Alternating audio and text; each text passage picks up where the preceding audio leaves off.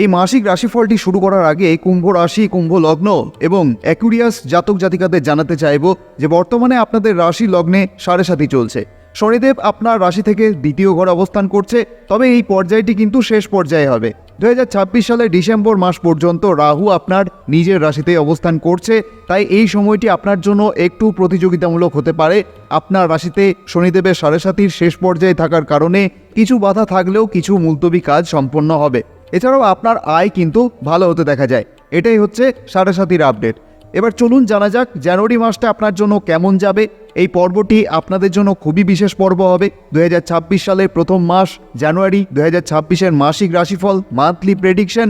জানুয়ারি 2026 এই নতুন মাস নতুন কি পরিবর্তন নিয়ে আসবে, কোথায় খারাপ কোথায় ভালো, সব বিষয়ে বিস্তারিত আলোচনা করব। আপনার স্বাস্থ্য, শিক্ষা, প্রেম, ভালোবাসা, বিবাহিত জীবন, ভাগ্য, কেরিয়ার, ব্যবসা কেমন যাবে, সমস্ত গ্রহের অবস্থান দৃষ্টি কেমন আছে জানুয়ারি মাসে কুম্ভ রাশির জন্য। চলুন তাহলে শুরু করা যাক। কুম্ভ রাশির নতুন বছর নতুন মাস আপনার কেমন যাবে। আপনার প্রথম ঘরে রাহু, দ্বিতীয় ঘরে শনি, আপনার পঞ্চম ঘরে বৃহস্পতি, সপ্তম ঘরে কেতু, একাদশ ঘরে শুক্র, মঙ্গল, বুধ আর সূর্য। আগে চলুন আপনার স্বাস্থ্য নিয়ে কথা বলি। আপনার স্বাস্থ্যের অবস্থা কেমন থাকতে পারে। প্রথম ঘরে যেহেতু রাহুর অবস্থান রয়েছে, তাই সেক্ষেত্রে আপনার প্রকৃতি, আচরণ, আপনার রোগ প্রতিরোধ ক্ষমতার ওপর কিন্তু গভীরভাবে প্রভাব পড়বে। আপনার সকল একান্ত ব্যক্তিগত ক্ষেত্রেও কিন্তু তার প্রভাব আপনি লক্ষ্য করবেন। আপনার রাশি অধিপতি বা ফার্স্ট হাউস লর্ড এই মুহূর্তে আপনার দ্বিতীয় ঘরে অবস্থান করছে। আপনার দ্বিতীয় ঘরটি আপনার অর্থের জায়গা। এখানে পঞ্চম ঘরের সাথে 4টি গ্রহের গোচর হচ্ছে এই জানুয়ারি মাসেই, এবং সেটা আবার পরপর 13 তারিখ শুক্র, 14 তারিখ রবি, 16 তারিখ মঙ্গল এবং 17 তারিখে বুধ আপনার দ্বাদশ ঘরে গোচর করবে। দেখুন, বুধের সাথে শনির একটা বন্ধুত্বপূর্ণ সম্পর্ক আছে, তাই স্বাভাবিকভাবেই কিন্তু স্বাস্থ্য ভালো থাকবে। কিন্তু কিছু বিষয়ে খেয়াল রাখতেই হচ্ছে। প্রথমত আধকপালি ব্যথা, সেটা হতে পারে ঠান্ডা লাগার কারণে।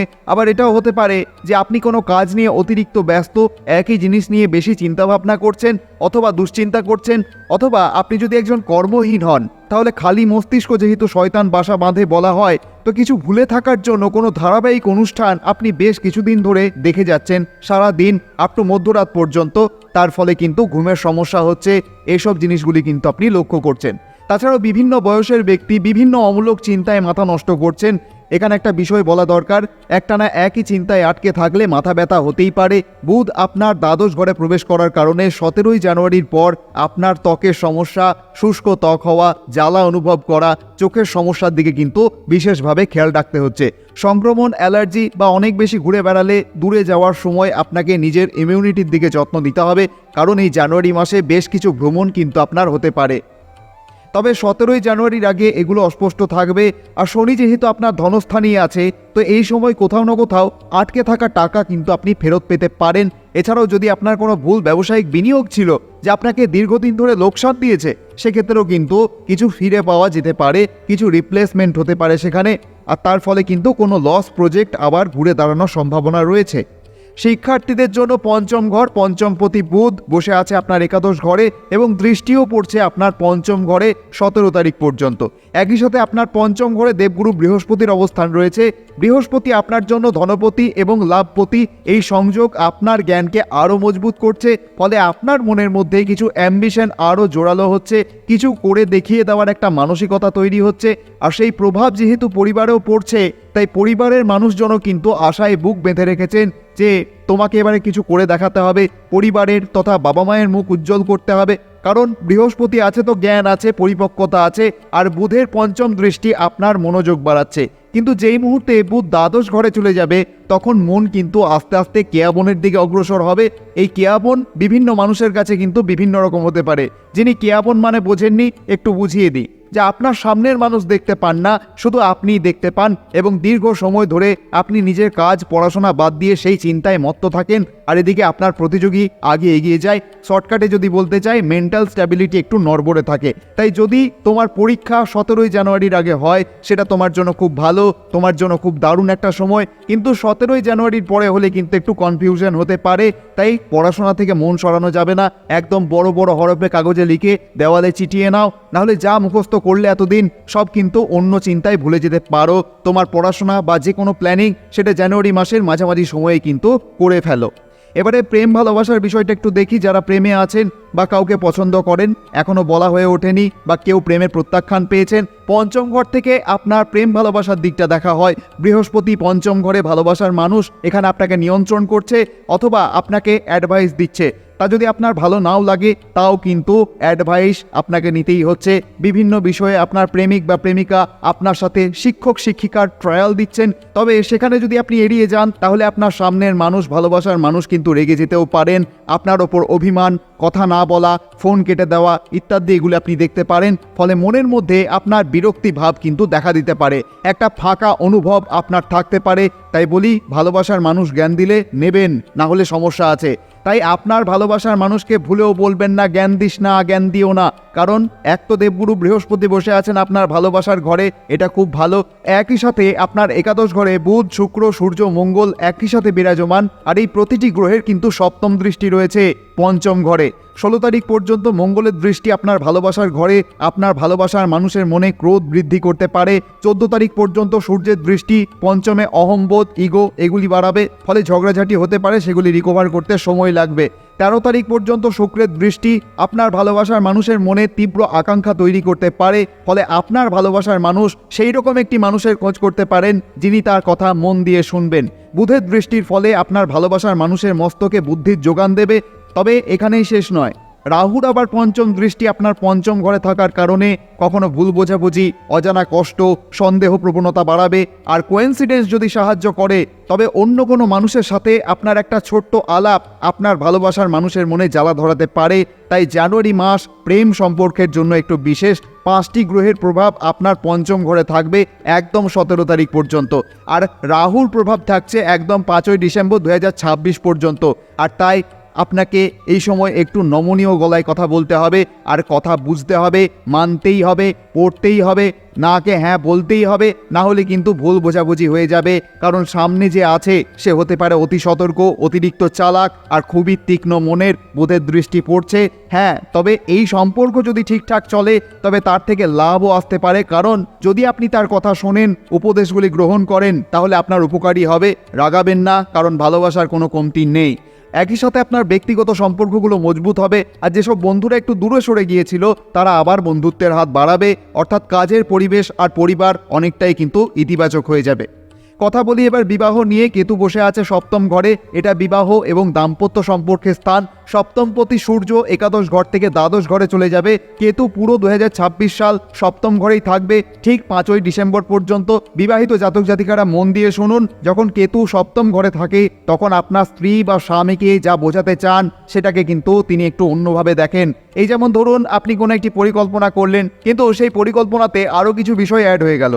আরও সহজ করি বিষয়টা। ধরুন আপনি ঠিক করেছেন দুজনে কোথাও বেড়াতে যাবেন, কিন্তু দেখা গেল দুজন আর দুজন থাকলো না। আপনার পরিবারের মানুষ যেমন শ্যালক, দেওর, ভাসুর ঠাকুর, শ্বশুর শাশুড়ি, মা বাবা সেখানে অন্তর্ভুক্ত হয়ে গেলেন, আর আপনার পরিকল্পনায় জল ঢালা গেল। তো যে জন্য আপনি ঘুরতে যেতে চাইছিলেন সেই বিষয়টাই আর থাকলো না। কেতু যখন সপ্তম ঘরে থাকে তখন বিবাহিত জীবনে এইরকম একটু সমস্যা তৈরি হয়। এ যেন মাকাল ফল, না তো গিলতে পারবেন আর না তো ফেলতে পারবেন। কেতু একটা আলাদা প্ল্যানেট, অর্থাৎ একটা অচেনা অনভিপ্রেত গ্রহ। সপ্তম ঘর বিবাহের ঘর, তাই এই ঘরে কেতু বসে যাওয়া মানে হচ্ছে স্পষ্ট কারণ ছাড়াই ঝগড়া বা অভিযোগ। সামনে তার দোষ নেই, তবু আপনি দোষ খুঁজছেন। 14ই জানুয়ারির পর বিবাহিত জীবনে আপনার জীবনসঙ্গীর কিছু স্বাস্থ্য সমস্যা যেমন জয়েন্ট পেন, মাথা ব্যথা ইত্যাদি দেখা যেতে পারে। এবার আমরা আলোচনা করব সবথেকে গুরুত্বপূর্ণ বিষয়, কুম্ভ রাশির জানুয়ারি মাসে ভাগ্য, কেরিয়ার, ব্যবসা কেমন থাকবে। আপনার ভাগ্যপতি শুক্র আপনার একাদশ ঘরে, সেটা খুব ভালো অবস্থান। অবশ্যই এটা বৃহস্পতির ঘর হলেও কিন্তু শুক্রের জন্য এটা খুব ভালো প্লেসমেন্ট। লাভ স্থানের সাথে সংযোগ হচ্ছে। শনির দশম দৃষ্টি শুক্রের ওপর রয়েছে, মানে আপনার অধিপতির সাথে আপনার একাদশ ঘরের একটি সম্পর্ক তৈরি হচ্ছে। শনিদেবের দৃষ্টি একাদশ ঘরে অবস্থানরত শুক্রের ওপর পড়বে 13ই জানুয়ারি পর্যন্ত। তারপরে শুক্র আপনার দ্বাদশ ঘরে চলে যাবে, ফলে সেই দৃষ্টি শুধুমাত্র একাদশ ঘরেই থাকবে। এই ব্যাপারটা আরও একটু স্পষ্ট করি। দেখুন, আপনার বাড়ির উঠোনে বা ছাদে সারাদিন আপনি রোদের আঁচ পড়তে দেখেন, জামা কাপড় শুকাতে দেন। যতক্ষণ জামা কাপড় শুকায় না ততক্ষণ আপনি সেগুলি মেলে রাখেন, কিন্তু যখন সেগুলি শুকিয়ে যায় তখন আপনি সেই জামা কাপড় তুলে নেন। কিন্তু তখনও কিন্তু ছাদে বা উঠানে রোদ থাকে যতক্ষণ না সূর্য ডোবে। বিষয়টা অনেকটা এই রকম। এটা তো হলো উদাহরণ, কিন্তু বাস্তবে যদি আপনি কোনো বড় কাজ করতে চান, কোনো শুভ কাজ, মঙ্গলময় কাজ, তাহলে আগামী 13ই জানুয়ারির আগে কিন্তু করে ফেলুন সেটা হতে পারে কোনো বেচা কেনা, কোনো বড় কাজ যা শুরু করতে চান, কারণ শনি এবং শুক্রের সংযোগ তৈরি হচ্ছে যা আপনার জন্য খুবই ভালো। আরও আছে ভাগ্যের সংযোগ তৈরি হচ্ছে লাভস্থান থেকে বুধের সাথে, অর্থাৎ পঞ্চমপতির সাথে, তাই এটা একটা দারুণ সংযোগ।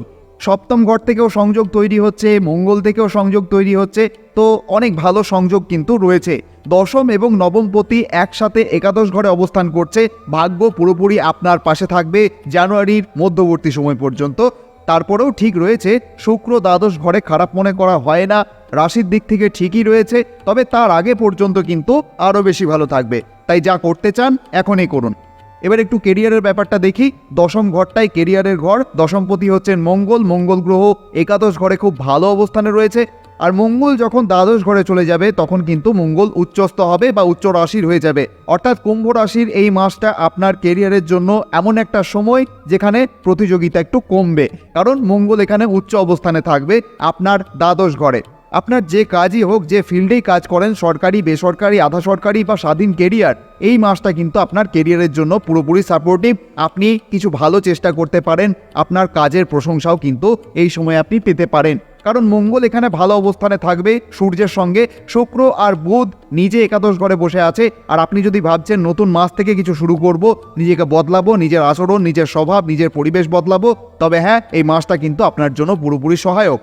আর এখানে দেখা যাচ্ছে যদি আপনি কিছু বড় করার চেষ্টা করছেন, আপনার মনে যদি কাজ নিয়ে কোনো পরিকল্পনা থেকে থাকে, তাহলে সেটাও শুরু করতে পারেন এবং এগিয়ে যেতে পারেন। আপনার জন্য নতুন পথ অবশ্যই খুলবে, যা খুবই ভালো। আপনি প্রশংসাও পেতে পারেন এবং কিছু সুযোগও কিন্তু পেতে পারেন। আবার প্রমোশনের সংযোগও কিন্তু দেখা যাচ্ছে, এটা আপনার জন্য অনেক ভালো পথ দেখাচ্ছে। আর যারা চাকরি করেন না, সূর্য মঙ্গল একাদশ ঘরে রয়েছে, রাশি অধিপতি দ্বিতীয় ঘরে আছে, তাই এটা স্পষ্ট হচ্ছে জানুয়ারির আগে আপনার চাকরি হতে পারে। যদি ইন্টারভিউতে যান, তবে 15ই জানুয়ারি থেকে 30শে জানুয়ারির মধ্যে আপনার চাকরির সমস্যাগুলো দূর হবে। যদি আপনি চাকরির জন্য আবেদন করে থাকেন, তাহলে 15ই জানুয়ারির পর থেকে কিন্তু চাকরি পাওয়ার সম্ভাবনা বেশ প্রবল থাকবে। তাছাড়াও ব্যবসা নিয়েও এই মাসটা কিন্তু খুবই ভালো যাবে, কিন্তু কোথাও না কোথাও একটু দুশ্চিন্তা আপনার মধ্যে থাকবে, কারণ সব গ্রহ দ্বাদশ ঘরে চলে যাবে। সপ্তমপতি দ্বাদশ ঘরে এলে ঝগড়াঝাটি এড়িয়ে চলুন, ব্যবসা বাড়ান, এটা কিন্তু ভালো ব্যাপার। তবে রাজনীতি থেকে একদম দূরে থাকুন, অন্য কারো ঝামেলায় তৃতীয় পক্ষ হিসাবে জড়িয়ে পড়বেন না, নিজের চরকায় তেল দিন। আর ধনের ব্যাপারে কিন্তু প্রথম 1 জানুয়ারি থেকে 10 জানুয়ারি পর্যন্ত আপনার খরচ বাড়বে, গাড়ির ওপরেও কিন্তু আপনার খরচ আসতে পারে। কেরিয়ারের জন্য একদম ভালো অবস্থান, মানে 1 থেকে 31 জানুয়ারি পর্যন্ত আপনি স্পষ্ট বুঝতে পারবেন যে আপনার কেরিয়ারে, আপনার চাকরি জীবনে, আপনার ব্যবসা জীবনে যেখান থেকে আয় উপার্জন আসে আর কি, সেখানে কিন্তু একটা বড় পরিবর্তন আসছে। এই মাসে কি উপায় করবেন? প্রত্যেক দিন ঘুমোতে যাওয়ার আগে হরিহ স্মরণ করুন এবং সকালবেলায় শাকম্ভরী দেবী স্মরণ করুন। এটা আপনার জন্য সবথেকে ভালো উপায় হবে জানুয়ারি মাসের জন্য। ভগবানের আশীর্বাদী হাত আপনার মস্তক স্পর্শ করুন। আপনি ভালো থাকুন, আনন্দে থাকুন, এই প্রার্থনাই করি। এই ভিডিওটির থেকে যদি আপনি একটু উপকৃত হয়ে থাকেন, অবশ্যই কমেন্টে লিখতে ভুলবেন না, জয় মা তারা, জয় বামদেব। আজকের মতো তাহলে এখানেই বিদায় নিচ্ছি। আবার কথা হচ্ছে ফেব্রুয়ারি মাসের পর্ব নিয়ে। ধন্যবাদ।